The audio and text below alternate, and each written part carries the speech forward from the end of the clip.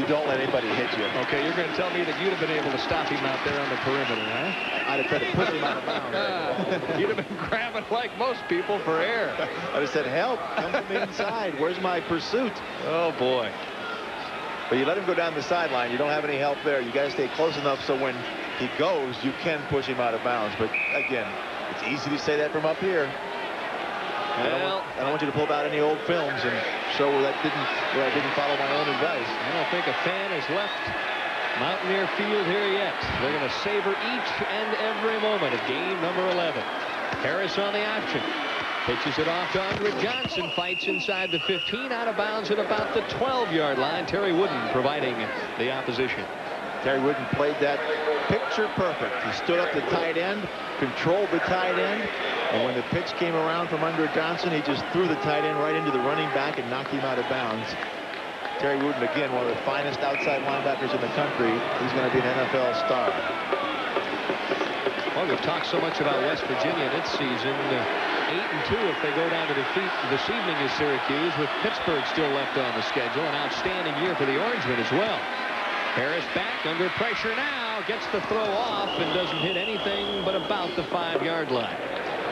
He threw that one away. There really wasn't anybody in the general area, but he does not get the flag. They could have called that intentional grounding without probably getting much of an argument. But they didn't. Again, when things are going right, everything goes right, including the officials' calls. Not the greatest evening in the world for a college football game, but I'll guarantee you no one feeling the effects of this one if you're rooting for West Virginia. Charlie Baum has missed 4 in a row now. We'll see if this short one can bring back his confidence.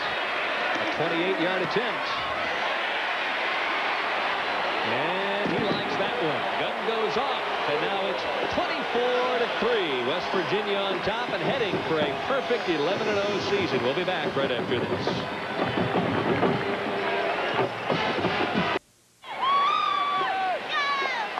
West Virginia Fiesta Bowl bound for a January 2nd date with Notre Dame leading 24-3 at this stage.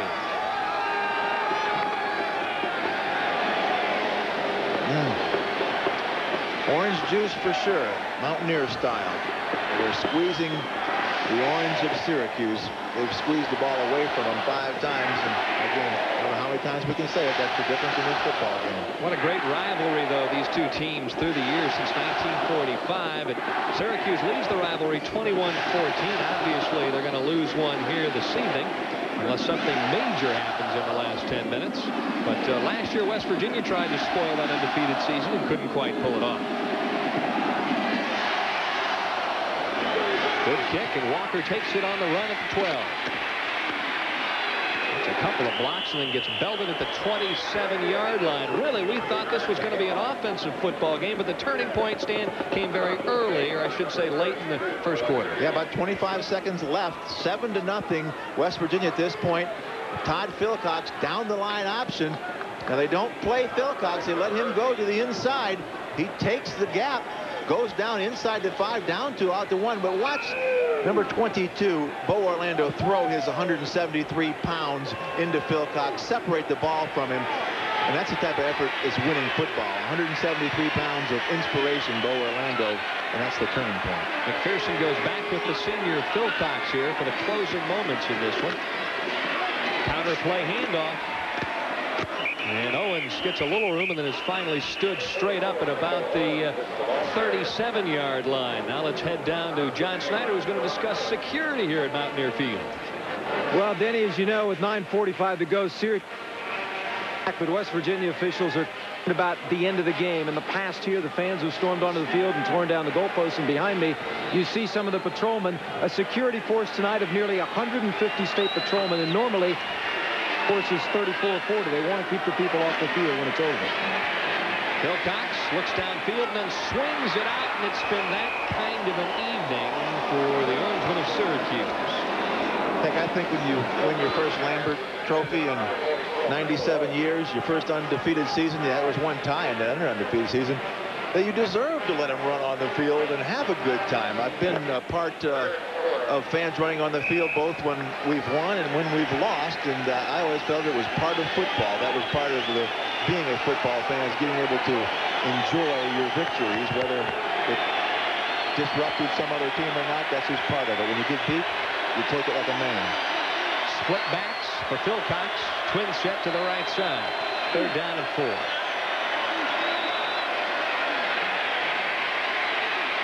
Now it's time to take a look. Lofts it out and gets belted at the last moment. And Owens one more time can't come up with a play.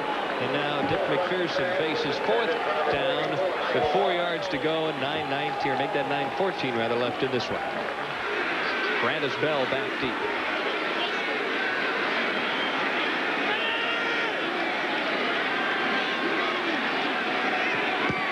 Low snap, but a beautiful kick. Oh my, all the way into the end zone, over the top of number 1. 66-yard punt, but it's probably too little too late for Syracuse. 24-3, West Virginia on top. West Virginia now completely in control of their own destiny. Get a couple of solid first downs here, and oh my, Andrew Johnson takes off and crosses out and past the 35 to about the 37. If they continue at this pace, they'll be able to run out the clock. Well, they're running out Syracuse, that's for sure, because they're just knocking them back. There's Todd Philcox, a 5th-year senior, getting his first chance to play, and it's a disappointing end of the regular season. But they do obviously have the bowl game left. Watch this blocking. Just opens up a huge gap. Again, the linebackers get split, and when you're in a Oklahoma defense, a 3-4, the 2 inside linebackers have to work in pairs. When they get split, it ends up in big plays like that with Rondo Johnson. Fullback right straight up the middle. Well, we've talked consistently tonight about West Virginia playing Notre Dame in the Fiesta Bowl. Syracuse will be heading to the Hall of Fame Bowl to play either Auburn or LSU. So they have one more opportunity to erase this disappointment. But you know, you talk about the 2 inside linebackers getting split. One of the reasons is they've had problems at the nose guard. Fred DeRiggie's playing there, but they lost, you know, their great nose guard from a year ago, a 1st-round draft pick. We'll talk about that in a second. Harris with the play action, stops, looks for somewhere to run, coughs up the football, and West Virginia is going to recover at about the 39. Freiberg with the hit on Harris shook the ball loose.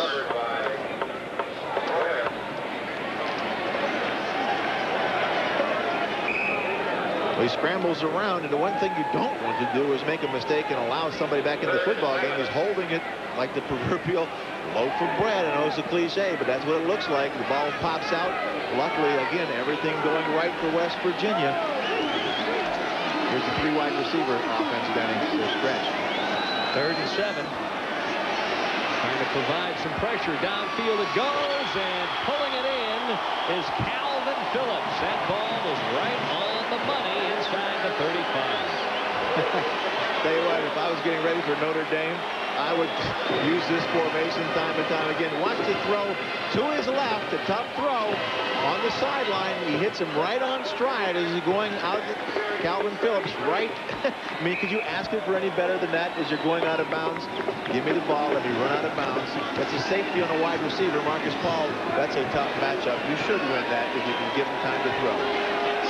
The dreams of a perfect season could soon be a reality. Pull back one more time up the middle. We've talked about Notre Dame. Do you suspect that perhaps Lou Holtz and company watching this one this evening on ESPN?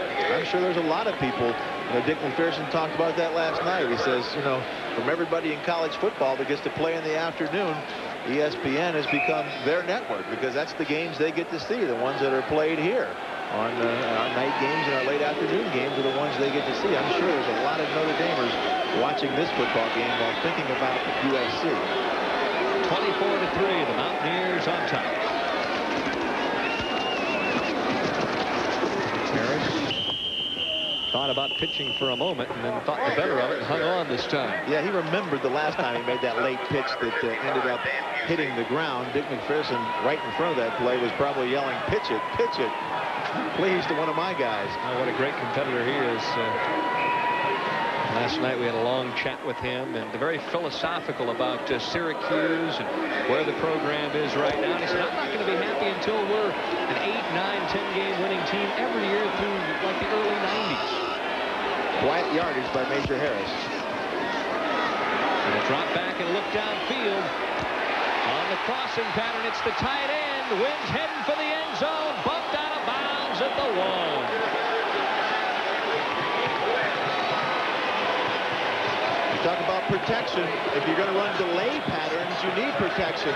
Watch Harris just set back up. The tight end is just delaying at the line of scrimmage, just sitting there, waiting. Now, here you see him at the right-hand side of your screen as he comes across real late over the middle. He is delayed. Nobody picks him up. They forget about him when he blocks. He takes the ball, looks around, and says, geez, where's the defense? Then he sees that red pylon. He's just trying to get to that pylon, but Terry Wooten, who has not quit, goes all the way across the field to knock Wynn out of bounds at the 1. Mountaineers trying to put the finishing touches on this drive. And up over the top, it's Andre Johnson. And this one is pretty much all said and done.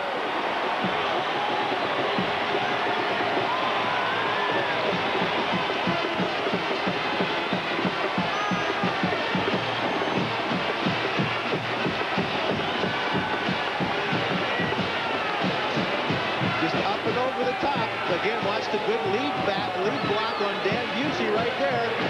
That just allows the back to get over top of David Navarro. Navarro just, beat down so many times he's had to make hits. He's going to be a sore man tonight. 31-3, and you sense that the celebrating now is just about officially underway here in Morgantown, West Virginia.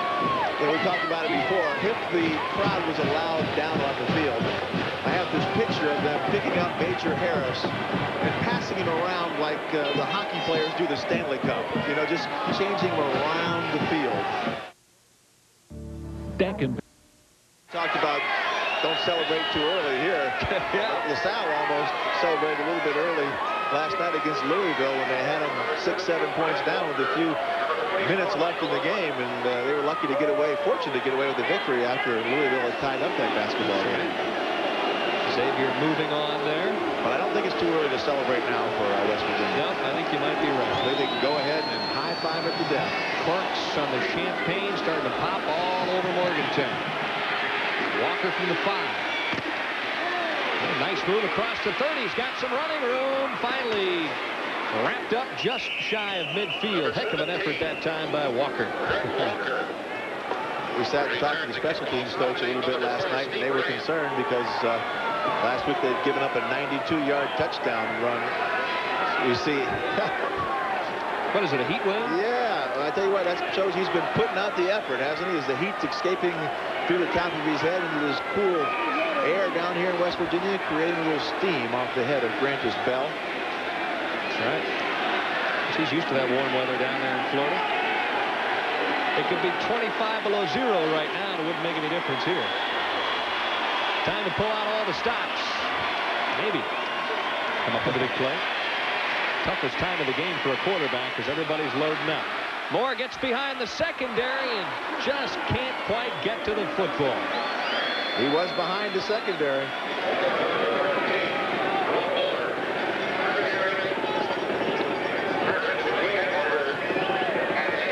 Football in this game, Denny, is a lot like baseball. You look at the dugouts, you look at the bench, you don't need a scoreboard. They'll tell you who's winning and losing in the football or baseball game.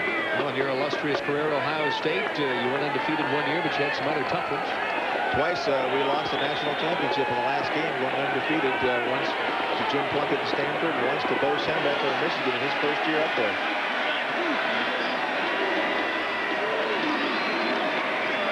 Wilcox gets it off quickly. The screen that time to Darrell Johnston, and Johnston couldn't quite hang on.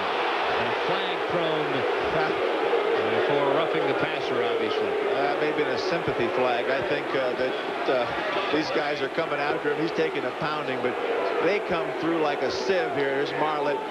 And, I guess that's a close call. I think they're giving him the benefit of the doubt there. Marlett comes in just for the dime. He's a pass rushing specialist, fifth-year senior kid. I think he wanted to get his hit in. I got a personal foul, roughing the passer on the defense, first down. Well, there's no love lost between the Mountaineer fans and the Orangemen fans. We got to take a pool up here and figure when the last fan is going to leave the stadium tonight. I think it's going to be in the wee hours before a lot of these people leave. Yeah, They're going to be